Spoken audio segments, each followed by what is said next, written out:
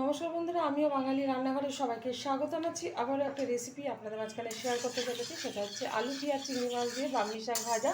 তাহলে চলুন দেখে নেওয়া যাক আজকের রেসিপি। ওভেনে একটা কড়াই বসিয়ে তাতে দিয়ে দিয়েছি কিছুটা তেল। তেলটা গরম হয়ে যাওয়ার পর দিয়ে দিয়েছি হাফ চামচ মতো হলুদ গুঁড়ো। এখন দিয়ে দিচ্ছি এখানে বেছে রাখা চিংড়ি মাছ,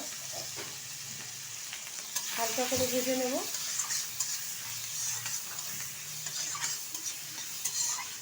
হালকা করে কিন্তু চিংড়ি মাছটা আমি ভেজে নিয়েছি। এখন দিয়ে দেবো এর মধ্যে কেটে রাখা আলু আর পেঁয়াজ, কাঁচা লঙ্কা। ছোটো ছোটো টুকরো করে নিয়েছি আলুগুলো, আর পেঁয়াজগুলো কিন্তু কুচিয়ে নিয়েছি। এখন ভালোভাবে একটু নেড়ে চেড়ে নেব। দিয়ে দিচ্ছি পরিমাণ মতো লবণ।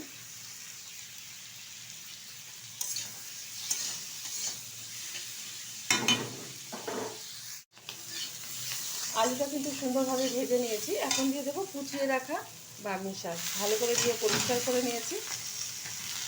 আমার এই রেসিপি যদি আপনাদের ভালো লেগে থাকে, আপনারা অবশ্যই আমার চ্যানেলটিকে সাবস্ক্রাইব করবেন, লাইক করবেন, শেয়ার করবেন। আর এরকমভাবে একবার গরম গরম ভাতের সাথে বামনি শাক রান্না করে খেয়ে দেখবেন, আশা করি ভীষণ ভীষণ ভালো লাগবে।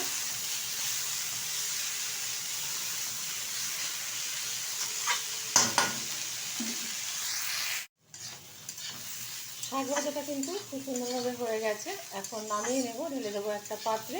দেখা হবে পরের ভিডিওতে নতুন কোনো রেসিপি নিয়ে। ধন্যবাদ।